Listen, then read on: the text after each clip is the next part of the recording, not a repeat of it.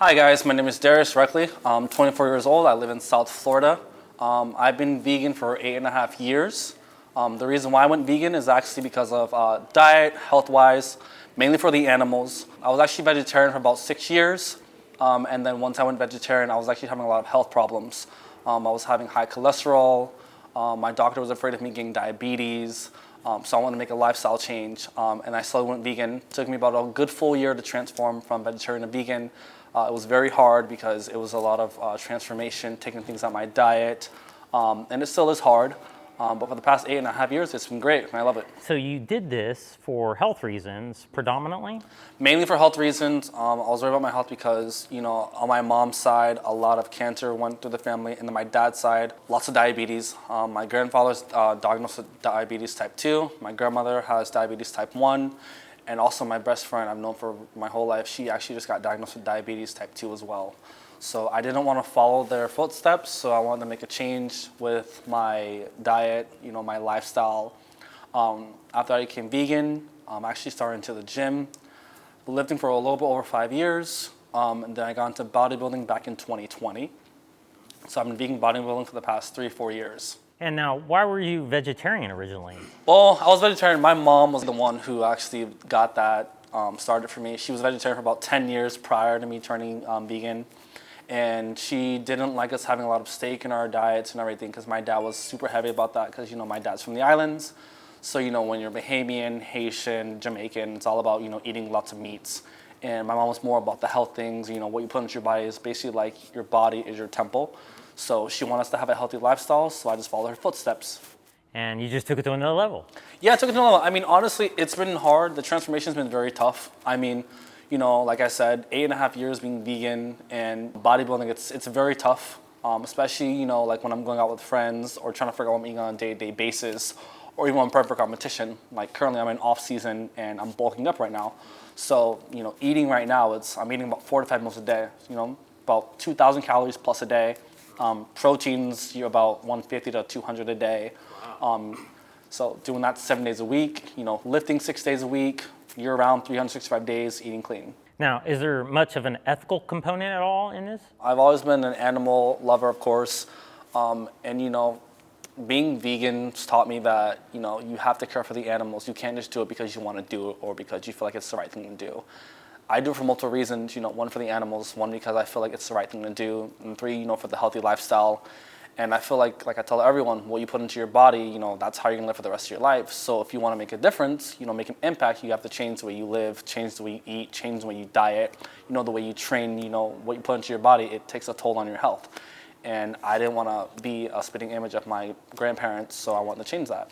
Now, as far as the ethical aspect, some people might argue, well, why would you take that over human issues? Well, it's always been an argument for me when it comes to that type of stuff. Like, for example, when recently my friend, they would ask me, why'd you go vegan, and it'll always be because, for the animals or for the diet or, for me being clean. And it's always an uphill battle when it comes to my lifestyle compared to someone else. Like, you see a healthy look fitting vegan versus someone who's not a vegan and they eat meat, and it's like, okay, I'm vegan, I look good, you're not vegan, but how is your lifestyle compared to mine? Because I take pride in how I look, I train good, I eat healthy, I'm consistent in my diet, I'm not a fan for junk food, I care about my health, what I put into my body is everything. So I treat my body like it's my temple, I don't like to just eat whatever I want. A lot of people say, be vegans, you're not gonna live long, which is incorrect because I'm eating healthier.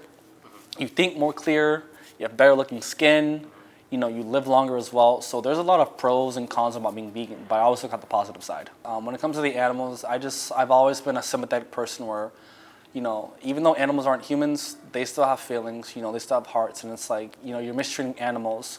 You go on PETA's website and you see all links to how they treat the animals, how they kill the animals. They need someone else to sympathize for them, someone who needs to be there for them, show them that, we still care for them. Yeah, they're not humans, but they're still living beings, they still have hearts. So I feel like for me to empathize with them, it's, to stand up with them, because I feel like that's the right thing to do. When it comes to the ethical points and religious reasons, I was raised, African-American family.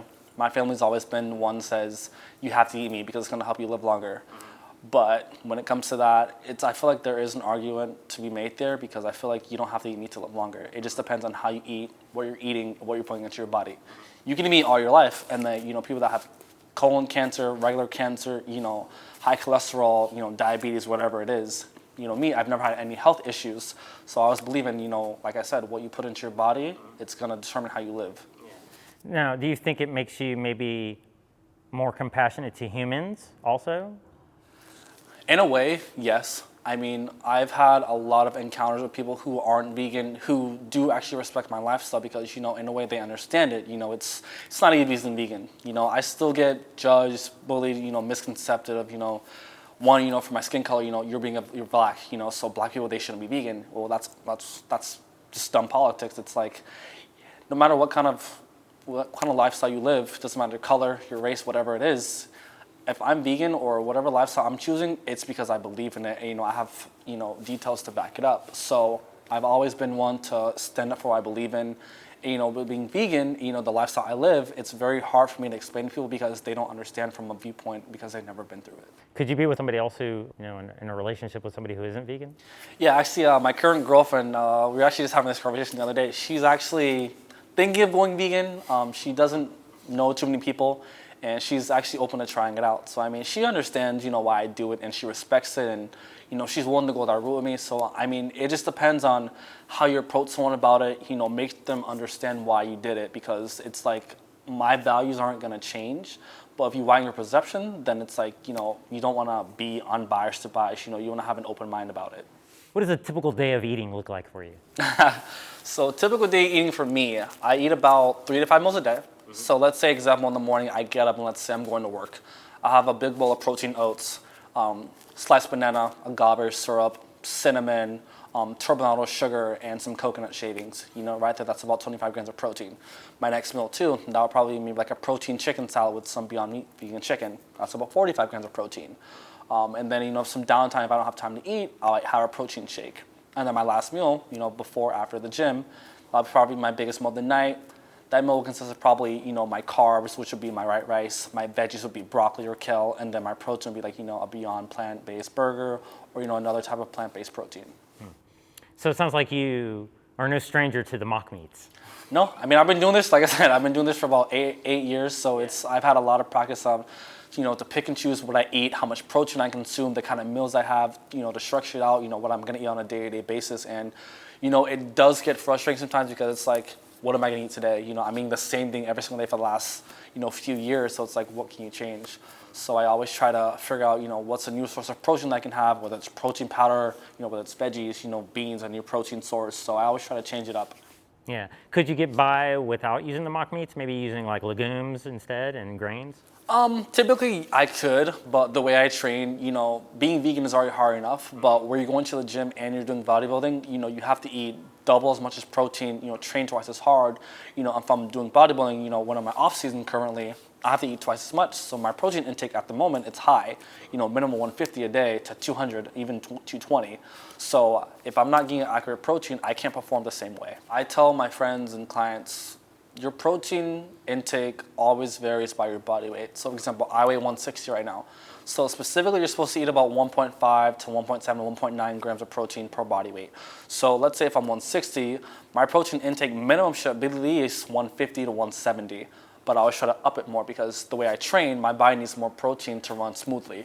So that's why I say, when it comes to your protein intake, it needs to be higher than what your body weight is so you can get enough efficient food onto your body. Because they say like the average vegan gets about 1.5 times the amount of protein they need without even trying. And that's just the average vegan without even trying. And I think it's like 0.8 grams per kilogram. Yes, correct. So when you're an athlete, normally it's 1.7, 1.8, even 1.9, close to 2 grams of protein per body weight.